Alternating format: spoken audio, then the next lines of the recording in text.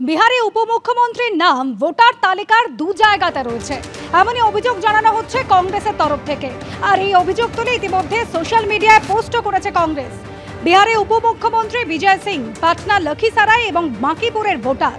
বিজয় সিং ইতিমধ্যেই দু জায়গা থেকেই এসআইআর এর ফর্ম পূরণ করে জমা দিয়েছেন। খসড়া ভোটার তালিকাতেও বিজয় সিং এর নাম রয়েছে দু জায়গায়।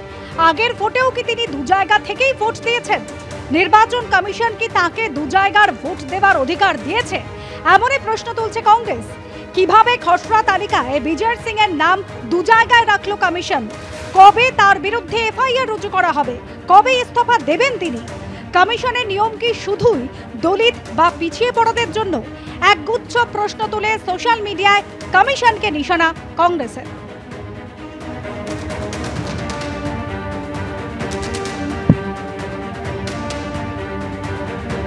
বিহারে উপমুখ্যমন্ত্রীর নাম এবার ভোটার তালিকার দু জায়গায়, এমনই অভিযোগ তুলে সোশ্যাল মিডিয়ায় একগুচ্ছ প্রশ্ন সামনে রেখেছে কংগ্রেস।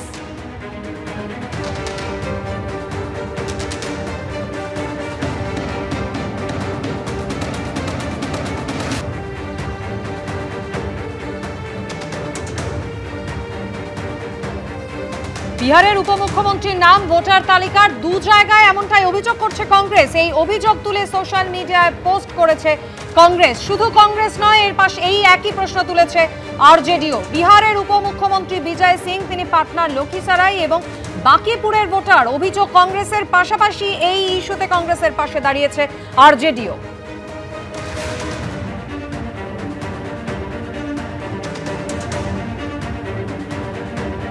বিজয় সিং দু জায়গা থেকে এসআইআর ফর্ম পূরণ করে জমা দিয়েছেন। খসড়া ভোটার তালিকাতেও বিজয় সিং এর নাম দু জায়গাতেই রয়েছে, অভিযোগ কংগ্রেসের।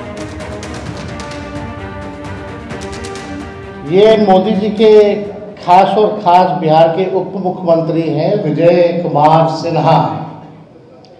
इनका 2 ईपीआईसी नंबर है, वो भी 2 अलग अलग विधानसभा क्षेत्रों में, और उम्र भी अलग अलग है, यानी उम्र घोटाला भी है और फर्जीवाड़ा।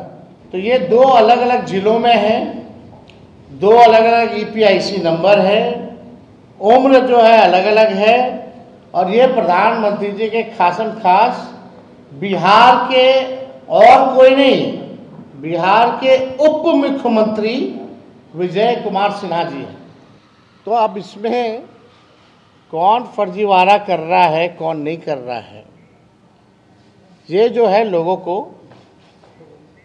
अब पता होना चाहिए। দুটি এপিক কার্ড থাকার অভিযোগ কমিশনকে জবাব দিয়েছেন তেজস্বী যাদব। অযথা ইস্যু করা হচ্ছে, বিহার সরকারকে আক্রমণ করেছেন তেজস্বী যাদব। 2 এপিক কার্ডের বিষয়ে কমিশনকে ইতিমধ্যেই জবাব দিয়েছি। 2টি ভোটার কার্ড নিয়ে অযথা খবর তৈরি করে কোনো লাভ নেই। 2রা আগস্ট সাংবাদিক বৈঠকে দেখানো এপিক কার্ড ভুয়ো দাবি করেছেন তেজস্বী যাদব।